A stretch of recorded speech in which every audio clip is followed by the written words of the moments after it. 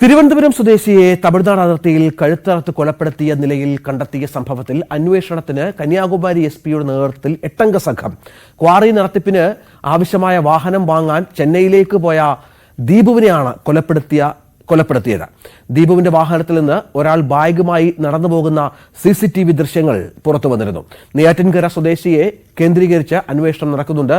V Arun തുടരുന്നുണ്ട്. അരുൺ, 10 ലക്ഷം രൂപ ദീപുവിന്റെ കൈവശം ഉണ്ടായിരുന്നു വീട്ടിൽ നിന്ന് പോകുമ്പോഴെന്നാണ് ഭാര്യയും മറ്റു ബന്ധുക്കളും ഒക്കെ പറഞ്ഞത്. ഒരു നേരെ പ്രീ പ്ലാൻഡ് മർഡർ എന്ന രീതിയിലാണോ അതോ മറ്റെന്തെങ്കിലും സാഹചര്യങ്ങൾ സംശയിക്കുന്നുണ്ടോ?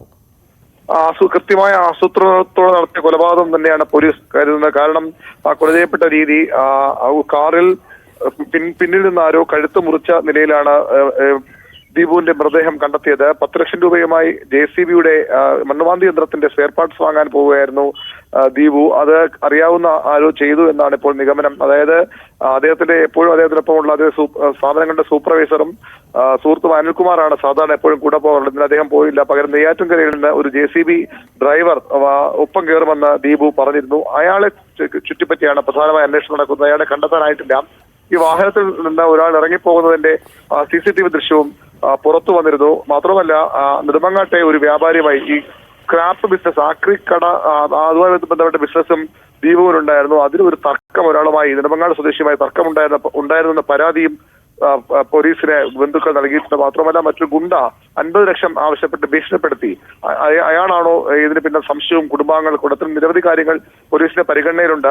പ്രതികളിലേക്ക് പോലീസ് വൈകാതെ എത്തുമ്പോൾ തന്നെയാണ് ഉദ്യോഗസ്ഥർ പറയുന്നത്.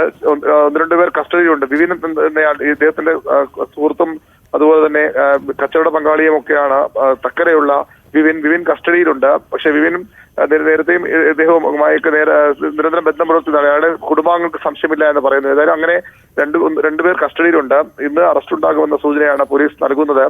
ഇന്ന് വൈകിട്ടോടുകൂടി ദീപുവിന്റെ സംസ്കാരവും നടക്കും. ഇന്നലെ വൈകുന്നേരം വീട്ടിൽ പോസ്റ്റ്മോർട്ടത്തിന് ശേഷം ഭൗതിക ശരീരം എത്തിച്ചിരുന്നു. അതാണ്, ഇന്നലെയാണ് ദാരുണമായ സംഭവം ഉണ്ടായത്. കളിയിക്കാവിള അതിർത്തിയിൽ, കേരള തമിഴ്നാട് അതിർത്തിയിൽ വെച്ചാണ് ഈ സംഭവം ഉണ്ടായത്. കാറിനുള്ളിൽ ദീപുവിനെ കഴുത്തറത്ത് കൊന്ന നിലയിൽ കണ്ടെത്തുകയായിരുന്നു. 10 ലക്ഷം രൂപ ദീപുവിന്റെ പക്കൽ ആ സമയമുണ്ടായിരുന്നു. ഈ ബിസിനസ്സുമായി ബന്ധപ്പെട്ട തർക്കമാണ് എന്നുള്ള സൂചനകൾ തന്നെയാണ് ഇപ്പോൾ പോലീസിനുള്ളത്. കന്യാകുമാരി പോലീസ് ഈ വിഷയം അന്വേഷിക്കുന്നുണ്ട്. 8-അംഗ സംഘമാണ് അന്വേഷണത്തിന് നേതൃത്വം നൽകുന്നത്. വി അരുൺ വിവരങ്ങൾ പങ്കുവച്ചു.